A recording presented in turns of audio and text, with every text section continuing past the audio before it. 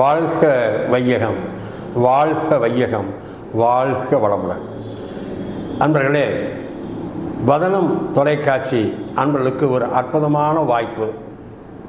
இன்றைய தினம் தொடங்குகின்ற இந்த தலைப்பு, இந்த கருத்துக்கள், இனிமேலும் வரக்கூடிய இந்த கருத்துக்கள் உங்களுடைய அனைத்து வாழ்நாள் முழுவதும் பயன்படுத்த வேண்டிய மிக மிக முக்கியமான தலைப்புகள். இதை வைத்துக்கொண்டு ஒரு மனிதன் தனி மனிதனாக மிக உயர்ந்த பதவிகள், ஐஏஎஸ்ஸாக இருக்கலாம், ஐபிஎஸ்ஸாக இருக்கலாம், அரசியல்வாதியாக இருக்கலாம், நீதிபதியாக இருக்கலாம், எப்படிப்பட்ட துறைக்கு வேணாலும் வர முடியும் என்று சொல்லக்கூடிய ஒரு கருத்தை தான் இப்போ நான் சொல்ல ஆரம்பிச்சிருக்கிறேன். பொதுவாக உலகத்தில் இந்த உலகம் ஏகப்பட்ட பிரச்சனையை பெற்றுக்கொண்டிருக்கிறது. இந்த உலகம் திருந்துறதுக்கு என்ன செய்யணும்? எல்லாருக்கும் தெரியும், பல்வேறு வகையான பிரச்சனைகள் உலக நாடுகளில், நம்ம நாட்டில் எல்லா துறைகளிலும், அரசியலாகட்டும், சுகாதாரம், பொருளாதாரத்துறை, எல்லா துறையிலும் இருக்குது. அதில் முழுமையாக திருந்தணும்னா என்ன பண்ணணும்? சிந்தனை ஆற்றல் பெற்ற மக்கள் எல்லோரும் புரிந்து கொள்ளக்கூடிய முறையிலே ஒரு மனிதனுடைய உயிர்நிலை விளக்கம் என்ன? உயிர் இருக்கா? இருக்கு. அது எப்படி இங்கே இருக்கு? தெரிஞ்சிருக்கும். மனம் இருக்கா? அதுவும் இருக்கு. அந்த மன இயக்கத்துக்கு ஒரு ப்ராப்பரான ஒரு பயிற்சி இருக்கணும். இந்த ரெண்டு தான் உலகத்துக்கு இன்னைக்கு தேவை. உயிர்நிலை விளக்கம் தெரிஞ்சிருக்கணும், மன இயக்கத்திற்கு ஒரு ஒழுக்கமான பயிற்சியும் வேண்டும். ஆக உலக நாடுகள் அனைத்தும் இணைந்த ஓர் உலக ஆட்சி வேணும். இது புதுமையான வார்த்தையாக இருக்கும். ஐநா சபையின் கீழே உலக நாடுகள் ஒற்றுமையாக இருக்கு இல்லையா?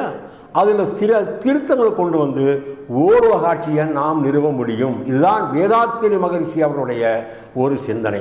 1958ஆம் ஆண்டு ஆரம்பித்து இன்று கிட்டத்தட்ட 70 ஆண்டுகளுக்கு மேல்பல் ஆகிவிட்டது. அவருடைய கனவுகள் பல நிறைவேறி கொண்டிருக்கிறது. ஐநா சபையில் அங்கீகாரம் பெற்றுவிட்டோம். கிட்டத்தட்ட 2 ஆண்டுகளுக்கு முன்பாக அங்கீகாரம் கொடுத்து விட்டார்கள். இதுதான் இந்த மனவளக்கலை மூலமாக, உலக சமுதாய சமூகத்தின் மூலமாகத்தான் தனி மனித அமைதி, குடும்ப அமைதி, உலக அமைதி கிடைக்கும் என்பது ஆணித்தளமாகவும் ஆதாரமாகவும் ஐநா சபையில் அரங்கேறிவிட்டது. உலக நாடுகள் அனைத்தும் இணைந்த உலக ஆட்சி வேண்டும். மக்களை மயக்க நிலையில் இருந்து விளக்க நிலைக்கு கொண்டு வர ஆயிரக்கணக்கான தன்னிலை உணர்ந்த அருள் தொண்டர்கள் வேண்டும். இன்றைய உலகுக்கு இன்றியமாக இந்த தேவையை உணர்ந்த வேதாத்திரி மகரிஷி அவர்கள் அருள் தொண்டுக்கு தன்னுடைய வாழ்க்கையை திருப்பினார். அவர் எல்லாம் வியாபாரம் பண்ணியிருக்காரு, நெசவாளியாக இருந்தார்.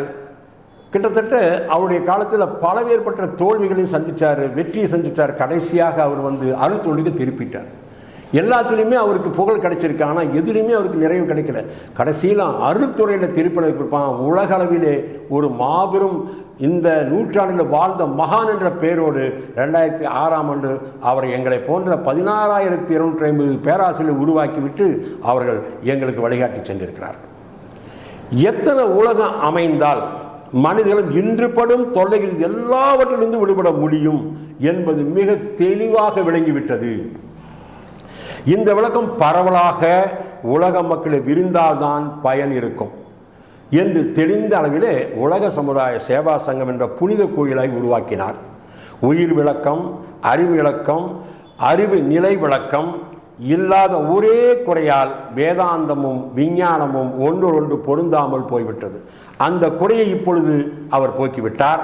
உயிர் விளக்கம், அறிவின் விளக்கம், மெய்ப்பொருள் விளக்கம் அனைத்தையும் விஞ்ஞான முறையிலே விளக்கிவிட்டார். இதனால் மனித உலகிற்கு முழுமையான ஒரு தெளிவு கிடைத்துவிட்டது. அன்பர்களே, மெய் விளக்க தவ முறை மற்றும் வாழ்க்கை முறைகளானவை உலக சிந்தனையாளர்கள், எழுத்தாளர்கள், அரசியல் தலைவர்கள், ஆட்சியாளர்கள், ஆசிரியர் பெருமக்கள், கல்லூரி மாணவர்கள், விஞ்ஞானிகள் அனைவருக்கும் பரவ வேண்டும். அதன் விளைவாக பொருளாதாரத்துறை, அரசியல் துறை, கல்வித்துறை எல்லாவற்றிலும் ஒரு முழு வளர்ச்சியும் சீர்திருத்தமும் உண்டாகும். அப்போதுதான் உலகில் தனி மனிதன் வாழ்விலும் சரி, சமுதாய வாழ்விலும் சரி, நிலையான உலக சமாதானம் உருவாகும். ஆக அன்பர்களே, நாம் அனைவரும் இன்றைய விஞ்ஞான உலகத்திலே ஐன்ஸ்டீன் அவர்கள் சொன்னது போல, விஞ்ஞானத்திற்கு கண்ணில்லை, மெய்ஞானத்திற்கு காலில்லை என்று ஒரு குறிப்பு சொல்லியிருக்கிறார்கள் அவருடைய வாழ்ந்த காலத்திலே. அப்படிப்பட்ட மகானுடைய கருத்திலே விஞ்ஞானமும் மெய்ஞானமும் ஒன்றோடு பொருந்தாமல் இருப்பதை பொருத்தி காட்டி ஒவ்வொரு தலைப்பிலையும் நாம் பார்க்க போகிறோம். ஒவ்வொரு தலைப்பும் மனவளக்கலை என்ற தொடர்ந்து 365 தலைப்பு நாம் கொடுக்க இருக்கிறோம். அதில் நீங்கள் இணைத்து கொண்டால் இதில் இல்லாத கருத்துக்களே உலகத்தில் கிடையாது. வதனம் தொலைக்காட்சி அன்பர்கள் இதுவரைக்கும் கேட்டுட்ருக்கீங்க. மேலும் அவர் என்னதான் தோற்றுவித்தார்? மனவளக்கலை என்ற ஒரு அற்புதமான வாழ்க்கை கல்வியை கொடுத்துருக்கிறார். உலகத்தில் எங்கேயுமே யாருமே வாழ்க்கைக்குன்னு ஒரு கல்வி, கல்யாணம் பண்ணுறாங்க, கல்யாணத்துக்கு அப்புறம் வாழ்க்கை எப்படி இருக்குன்னு அவங்களுக்கு தெரியுமா? தெரியாது.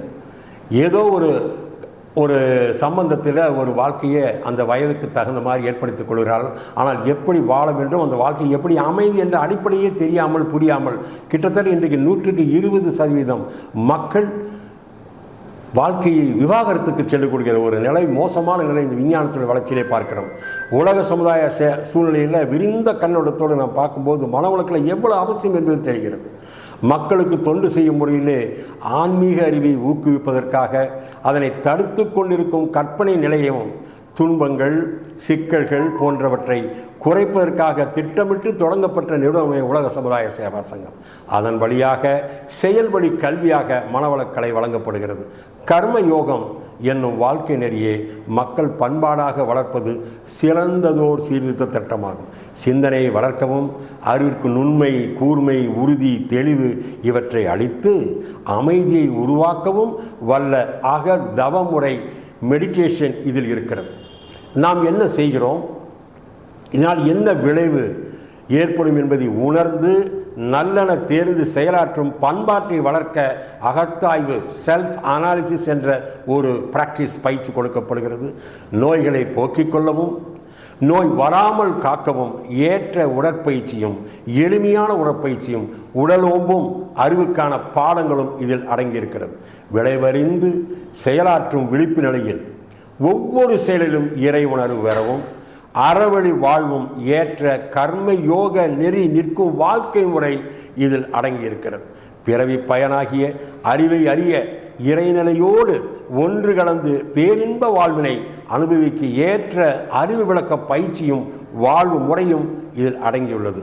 தன் தகுதியை விளங்கிக் கொண்டும் அதை வளர்த்தி கொண்டும் தன்னம்பிக்கையோடு வாழ்வை நடத்த அச்சமின்மையும் தகைமையும் வளர்த்து கொண்டு ஏற்ற ஒரு ஆக்கமுறை வாழ்க்கை நெறி இதில் அடங்கி இருக்கிறது. பொதுவாகவும் சுருக்கமாகவும் சொல்லுமிடத்து மனிதன் மனிதனாக வாழ ஒரு ஏற்ற சாதனை வரை கல்வியே மனவளக்கலையாகும். இந்த மனவளக்கலை இன்றைய தினம் அனைத்து கல்லூரிகளிலுமே கிட்டத்தட்ட 8 வயதிலிருந்து 80 வயது வரை அனைவருக்குமே எல்லா வகையிலுமே கற்றுக் கொடுக்கப்படுகிறது. அன்பர்களே, இது மகரிஷி மகான்கள் 18 சித்தர்கள் கண்ட வாழ்க்கை நெறியை போல மிகவும் கடுமையானது அல்ல. காட்டிலே போய் தவம் எடுக்க வேண்டிய அவசியம் இல்லை. ஒரு நாளைக்கு காலையில் ஒரு 20 நிமிடம், மாலையில் ஒரு 20 நிமிடம் தியான முறை, ஒரு 30லேருந்து 35 நிமிஷம் 40 நிமிஷம் ஒரு எளிமையான உடற்பயிற்சி. அதில் வர்மக்கலை அடங்கியிருக்கிறது, அக்குப்ரெஷர் அடங்கியிருக்கிறது, இரத்த ஓட்டம் வெப்ப ஓட்டம் காற்றோட்டம் இவை மூன்றும் இந்த உடலுக்கும் உயிர்களிலே சீராக இயங்குகின்ற ஒரு நிலையை அந்த உடற்பயிற்சி கொடுத்துவிடும்.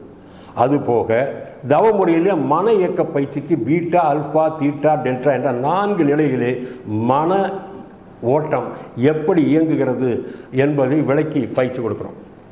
காயக்கல்பம் என்ற முறையிலே ஒரு மனிதன் தன்னுடைய ஆன்மாவை உணர எந்த டாக்டர் போய் உயிர் எப்படி இருக்குன்னு கேட்டு பாருங்கள், அது இப்படி தாங்க இருக்குங்கிறது உங்களுக்கு பிரத்யட்சமாக நேரடி பயிற்சியாக நாங்கள் வழங்குகிறோம். ஆக அப்படிப்பட்ட ஒரு பயிற்சி தான் உடல் மனம் உயிர் பயிற்சி மூன்றையும் சிறப்பாக வழங்குகிறோம். சரி, இந்த பயிற்சியினால் இந்த மனம் என்ன பயன் என்று சொன்னால், ஒரு குடும்பத்திலே அமைதி கிடைக்கும், தனி மனித அமைதி கிடைக்கும். ஸோ தனி மனித அமைதி கிடைக்க இன்றைக்கு இருக்கிற வீதிக்கு ஒரு ஹாஸ்பிட்டல் வீதிக்கு ஒரு தவமயமாக மாறும். எழுதி வைத்துக் கொள்ளுங்கள். வீதிக்கு ஒரு தவமையம், வீதிக்கு ஒரு மெடிடேஷன் சென்டர் நாங்கள் உருவாக்க தயாராக இருக்கிறோம். ஒரு 5 ஆசிரியர்கள் 60 மணி நேரத்தில் உருவாக்கி விடுவோம். 5 ஆசிரியர்கள் மனசு வைத்தால் ஒரு தவ பயிற்சியை உருவாக்கலாம். ஆக இன்னைக்கு தேவையானது கட்டாயமாக ஒரு வீதிக்கு ஒரு மனவளக்கலை யோகா தவமையத்தை உருவாக்க எங்களை போன்ற அரசு தயாராக இருக்கிறோம். இதற்கு இப்போ உங்களுக்கு இன்வெஸ்ட்மெண்ட் கிடையாது. எங்கேயாவது போய் நீங்கள் யோகா டீச்சர் ஆகணும்னு சொன்னால் 6 லட்சம் கொடு 10 லட்சம் கொடு வைக்கிறான். வெளிநாட்டில் கம்போடியாலேருந்து ஒரு அன்பர் வந்தார். வியாபார நிமித்தம் வந்திருந்தார். அவர் சொன்னார், எங்கள் ஊர்லெல்லாம் கம்போடியாவில் யோகான்னு சொன்னாலும் லட்சக்கணக்கில் பணம் கேட்குறாங்கன்னு. அப்படி இதையெல்லாம் புரிஞ்சு தான் வேதாத்திரி மகரிஷி அவர்கள் எளிமைப்படுத்தி, உங்களுக்கு மொத்தமாக ஒரு 3000-4000 செலவு கூட ஆகாது, அது நீங்கள் போயிட்டு போய் சாப்பிட்டு தங்குற செலவு தான், அது அளவில் 60 மணி நேரத்தில் உங்களை நாங்கள் யோகா டீச்சர் ஆக்கிடுவோம். இது என்னுடைய அட்வான்டேஜ் என்னென்னா, ஒரு குழந்தையை நீங்கள் பெண் குழந்தையை அனுப்பிச்சி வைக்கிறீங்க, திரும்பி வீடு வர்ற வரைக்கும் எத்தனை பயம், அவசியமே இல்லை. இந்த பயிற்சி பெண்களுக்கும் குழந்தைகளுக்கும் ஆண்களுக்கும் டீனேஜ் என்று சொல்லுவார்கள், 14 வயதிலிருந்து 18 வயது வரைக்கும் இருக்க குழந்தைகளுக்கு கொடுத்து விட்டு என்று சொன்னால், உங்களுக்கு எதிர்காலத்தில் கருவில் திரவிட என்று சொல்லக்கூடிய அற்புதமான பலம் வாய்ந்த எதிர்காலத்தினுடைய சிற்பிகளாக குழந்தைகள் இருப்பார்கள். வருங்கால தலைமுறை சிறக்கும். அப்படிப்பட்ட ஒரு அற்புதமான கலை தான் இந்த மனவளக்கலை. ஸோ இந்த கலையுடைய அவசியம் இன்றைய விஞ்ஞான உலகத்திலே ரஷ்யா உக்ரைன் போர் பார்த்து கொண்டீர்கள். மேலும் இங்கே இஸ்ரேலுக்கும் பாலஸ்தீனுக்கும் நடக்கிற போட்டி என்ன, நான் யார் நான் தான் உயர்ந்தவன், நான் தான் என்று சண்டை பார்த்துட்டு இருக்கீங்க. யாருமே எல்லாம் உள்ள பேரர்களால் எல்லாரும் கடவுளால் படைக்கப்பட்டவர்கள். எல்லாருடைய ஆரிஜின் என்ன, வாட் இஸ் த ஆரிஜின், அந்த ஆரிஜின் என்ன என்பதை உணர வைப்பதான் மனவளக்கக்கூடியவர். ஸோ ஆதி முதல் அந்த வரை மனிதனுடைய அமைப்பை புரிந்து அவனுடைய ஆற்றலை புரிந்து கொண்டால் இந்த சச்சல் அனைவரும் நீங்கிவிடும். அப்படிப்பட்ட ஒரு அற்புதமான கல்வி தான் நாங்கள் மனவளக்கத்தில் கொடுக்கிறோம். ஆக இன்னைக்கு அரசாங்கம் சரி, தமிழக அரசாங்கம் கிட்டத்தட்ட 2005 எங்களுக்கு வழங்கிவிட்டது. கல்வி நேரம் போக அவங்களுடைய பாடத்திட்டம் பாதிக்காத வகையிலே பணங்கள் கேட்காமல், காசு கேட்காமல் நாங்கள் பயிற்சி ஸ்பான்சர்ஸ் மூலமாக செய்து கொண்டிருக்கிறோம். அப்போது அனைத்து அரசு கல்லூரியில் கொடுத்துட்ருக்கோம். இன்னும் பல தனியார் கல்லூரிகளில் யோகா ஆசிரியர் என்ற முறையில் மினிமம் 15,000 25, 30, 40,000 வரைக்கும் சேலரி கொடுத்து அவங்களுடைய தகுதிக்கு ஏற்றவில்லை, அவங்களுடைய தேவைக்கு ஏற்படவில்லை ஊக்கப்படுத்தி கொண்டு இனி அனைத்து கல்லூரியிலும் சேர்ந்து கொண்டிருக்கிறார்கள். ஆக ஒரு பள்ளிக்கூடத்திலே எழுத்தறிவு, தொழிலறிவு, இயற்கை தத்துவடி, ஒழுக்க பழக்கங்கள், இந்த 4ம் சேர்ந்த முறையான கல்வி. அதில் நீங்கள் எழுத்தறிவு கொடுக்க முடியும், தொழிலறிவு கொடுக்க முடியும், ஆனால் இயற்கை தத்துவ அறிவு கொடுக்க இயலாது. ஆன்மீக அறிவிலே தான் விளக்கம் சரியாக விளக்கப்படும். ஆக ஒழுக்க பழக்கம் என்று சொன்னால் தனக்கோ பிறருக்கோ தற்காலத்திலோ பிற்காலத்திலோ உடலுக்கோ அறிவுக்கோ துன்பம் தராத ஒரு பழக்கம்தான், செயல்தான் ஒழுக்கம் எனப்படும். அந்த ஒழுக்கத்துக்கு இன்னொரு பேருன்னு சொல்கிறார் வேதாத்திரி, புண்ணியம்னு சொல்கிறார்.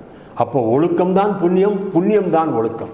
ஸோ இந்த ரெண்டும் புரிய வைக்கக்கூடிய அற்புதமான இந்த மனவளக்கலை பயிற்சியை ஒவ்வொரு அன்பர்களும் பெறுகின்ற பொழுது இந்த குடும்பம் சிறக்கிறது.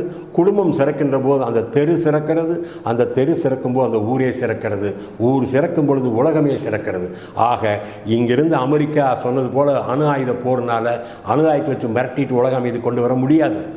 தனி மனித அமைதிக்கு இந்த முறையிலே தான் கொண்டு முடியும் என்று 2002 ஆலியாரிலே congress meet, world congress meet என்று சொல்லி வேதாத்திரி விமர்சனம் நடத்தியதிலே 5000 ரூபாய் என்ட்ரி கொடுத்து நான் கலந்து கொண்டேன்.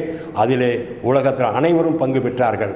அப்பொழுது அவர் கொடுத்தது இந்த அஜெண்டா, எங்களுக்கு கொடுத்துருக்க இந்த அஜெண்டா உலக மக்களுக்கு பரப்புங்கள், அப்பொழுதுதான் உலக அமைதி கிடைக்கும். குரூப்பாக சேர்ந்துட்டு அணு ஆயுத போரை கொண்டு வந்துடாதீங்க. ஆக ஆயுத போர் அணு ஆயுத போராக மாறிவிட்டால் இந்த பூமியைப் போல 20 பூமி தேவை, 200 பூமி தேவை. அப்பொழுதுதான் இந்த அணு ஆயுதங்களை அழிக்க முடியும். அப்படிப்பட்ட அணு ஆயுத போருக்கு மத்தியிலே மனிதர்கள் வாழ்ந்து கொண்டிருக்கிறார்கள் அச்சம் இல்லாமல். அந்த அச்சம் வராத அளவிலே அந்த அணு ஆயுத போர் நடக்க விடக்கூடிய ஒரு அற்புத கலை மனவளக்கலை மட்டும்தான் இருக்கிறது. ஆக இப்படிப்பட்ட இந்த சிறப்பான கல்வியை உலக மனித அனைவருக்கும் சென்றடைய நாம் அனைவரும், நீங்கள் அனைவரும் ஒன்றுபட்டு பாடுபடுவோம். வாழ்க வையகம், வாழ்க வையகம், வாழ்க வளமுடன்.